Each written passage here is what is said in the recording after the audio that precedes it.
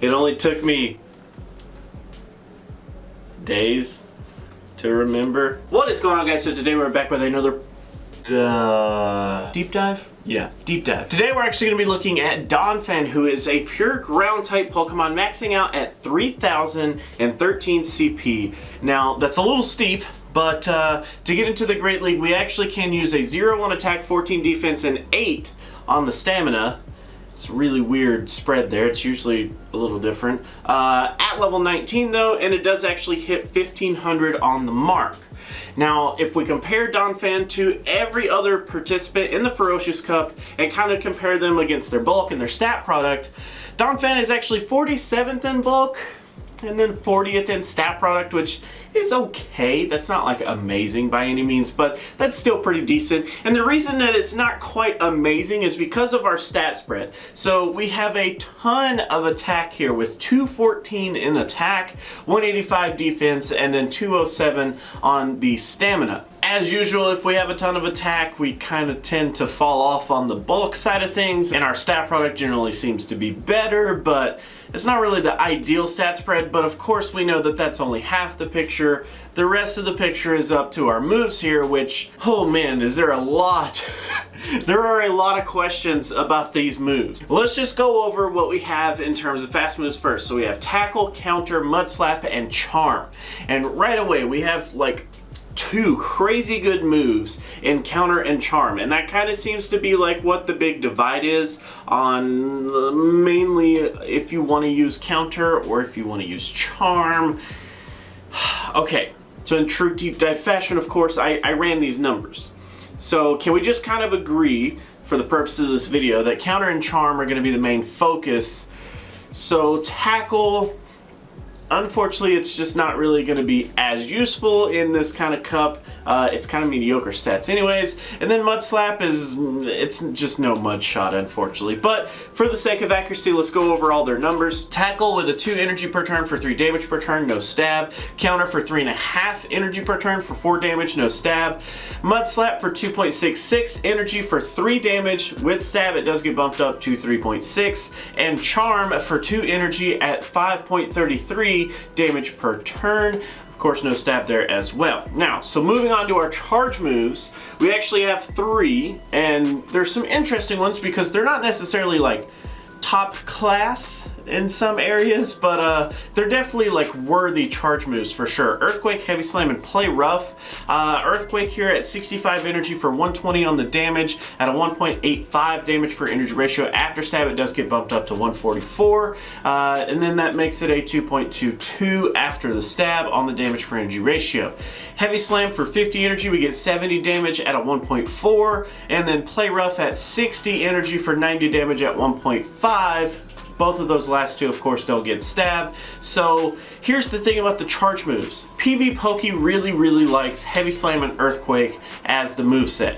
And there are a ton of validations to be had with that moveset. I mean, Heavy Slam is going to attack a lot of the ice types that we encounter out there. Heavy Slam is also going to take care of some of the other like neutral damaging stuff, while Earthquake is this huge finishing move that actually targets a lot of the electric types that can run rampant, and it's really good. But I will say, because this cup isn't centered necessarily around typings like we've seen in the past, it's more around, you know, using the Pokemon to the best of their ability with the moves that they have. I definitely think there's some room for Play Rough to be in there, even though PV Poke doesn't use it at all. I actually found some simulations actually end up doing one matchup better, and for what it's worth, it's against Shelgon, which you would normally tie up against if you don't run Play Rough, but you do win against it if you do run Play Rough and you don't actually lose any other matchups. So it's basically a win, but we'll talk about that here in a second. So for what it's worth, just remember that for the purposes of this video, I did trust PV Poke's judgment here, and I ran all of the simulations that we're getting ready to talk about with the fast move in question and then Heavy Slam and Earthquake. But there are other movesets that are pretty viable if you're just looking for a generalist inside of Donphan. So let's actually look at the entire cup shielding situations. Now, of course, we're going to have Charm and we're going to have Counter, and we're going to go through these and we're going to figure out which one actually performs better. So if we take Charm in the 0 versus 0, we actually have a 25% versus Counter having a 69.8. Holy cow, is that amazing. Next we have the 2 versus 0, which is a 96.9 for Charm and a whopping 100% for Counter. Looking good. Now in the 0 versus 2, we actually tie with both moves at a 15.6, and then in the 2v2, Charm actually does better with a 72.9, where Counter actually only pulls in a 71.9. There's a little bit of good, a little bit of bad on both sides. I mean, Charm is keeping up in the 0 versus 2. It's actually outperforming in the 2 versus 2. So if we actually average all those together, you can see that Charm actually ends up with a 52.6 on average, while Counter actually ends up with a 64.33. So, to be fair, Counter actually is going to perform a fair bit better on average up against the entire cup. But that's kind of only covering our off-meta picks that for some crazy reason we might see. So let's actually look at the entire condensed meta and try to figure out which one actually performs better here. So Charm actually starts us off with a 24% in the 0 versus 0, while Counter pulls in a whopping 64%. Yeah, Counter's still doing some work there. In the 1 versus 0 though, we actually end up with a 68 on Charm and a 96 on Counter there. So Counter is still proving to be very, very good. In the 0 versus 1, we actually do have another tie at 20% for both moves, which is, that's fine.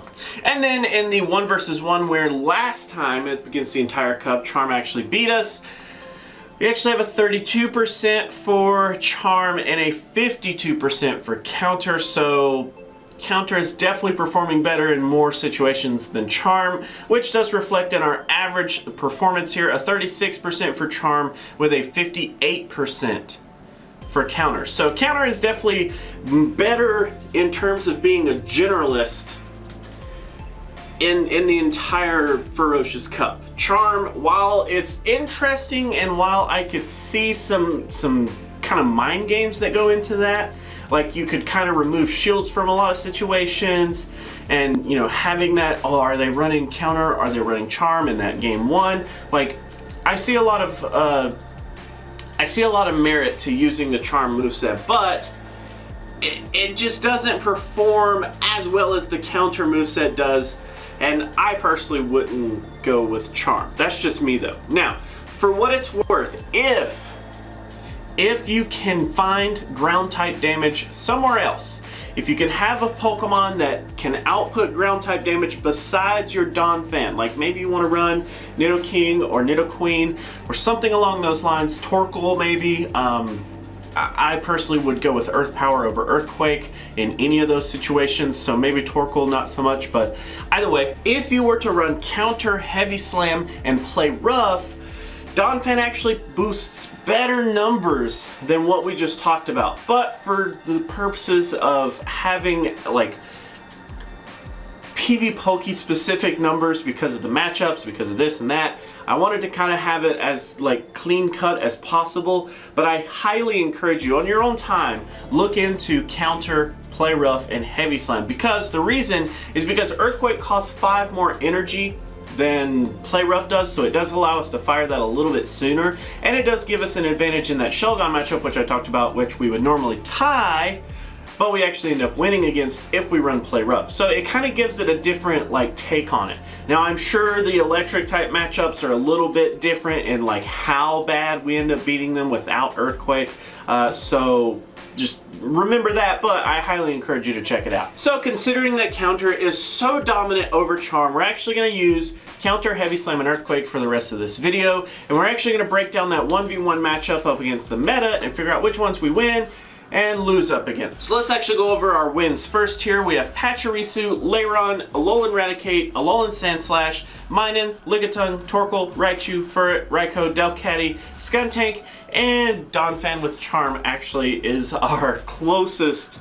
win there. So As you can see, there are a ton of electric types in there. There's not one single electric type that we end up losing up against, even tying up against for what it's worth.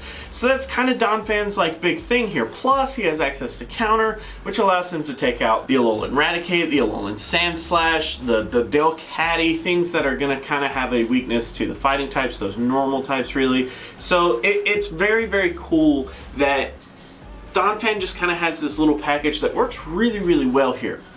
But as far as our losses, we do have a couple of ties to go over first. Barrel, Donphan with counter, of course, and then Shelgon. Like I said, we do tie up against him if we don't run the play rough. But other than that, let's actually look at our losses. So Umbreon, unfortunately, we can't take out the Umbreon even though we do have counter. Piloswine, Nidoqueen, Alolan Ninetales, Vaporeon, Suicune, Granbull, Nidoking, and Alolan Marowak. So Alolan Marowak is the weird one for me because I don't necessarily think that Alolan Marowak is completely safe up against the whole Donphan experience, whether it's running Charm or Counter. I don't necessarily think it's safe because in a real world scenario where we don't just start from a dead stop and both Pokemon are, you know, 0 energy, full health, blah blah blah, Alolan Marowak could get caught off guard with a rogue Earthquake here or there, and possibly if it gets baited or it doesn't have the shields to cover itself, it's gonna have a really bad time. Now the reason that it does so good in the simulation is because it can basically just outpace the Donphan really early, especially with counter, because it's going to be resisting a ton of that damage.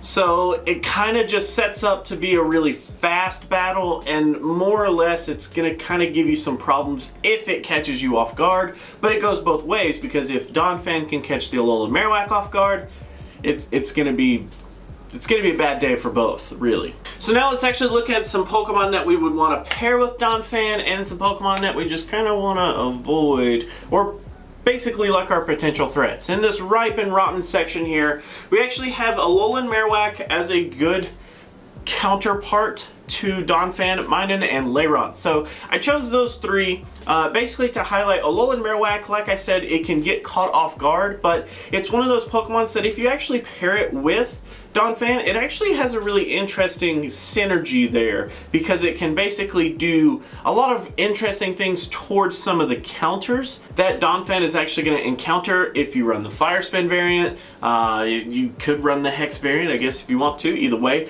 But all in all, it's going to actually have some interesting plays up against some of the Ice types, which I think is pretty valid here, plus some of the Steel types, which you may encounter as well. Minun is kind of a placeholder for any electric type here. I like Minun the best, but basically any electric type will work, especially like Cantonian Raichu is actually really good here, but Minun basically was just the one that I chose because it's the bulkiest out of all of the electric types, and you know, I like bulk, especially Donphan not having a ton of bulk. I'd like to make that up somewhere, but any electric type will really do good here because it covers the water type weakness that Donphan actually has. And then we have Lairon. So Lairon is actually really interesting because Lairon is the Steel and Rock type, but it actually has Body Slam, which is super spammable, and then it also has that Rock type move, Rock Slide maybe? But both of those actually do really well, and it helps cover some more of the Ice types that we should encounter that do give Donphan some problems. With that being said, that makes our biggest problems here kind of things like Piloswine, Alolan Ninetales, Vaporeon, and Suicune. So those are the biggest ones that I could really like think of that are going to give us a ton of problems. Piloswine and Alolan Ninetales, of course, because they do have a ton of Ice type damage that they can push on us. Vaporeon and Suicune, of course, because they do have a ton of Water type damage that they can push on us. Especially Vaporeon using Aqua Tail is going to be a big deal. It's going to be super fast. Suicune, maybe not so much in the fast move department, because Snarl, like we did talk about, is probably going to be one of the quicker moves that it has, but its charge move area is littered with either Ice or Water, so it is going to be a big deal up against the Donphan. And that's kind of where I sit for Donphan. I really like how it's super punchy. It comes out of the gate swinging with counter. It's got these really interesting charge moves that you can kind of mix and match and make it unique to your own team.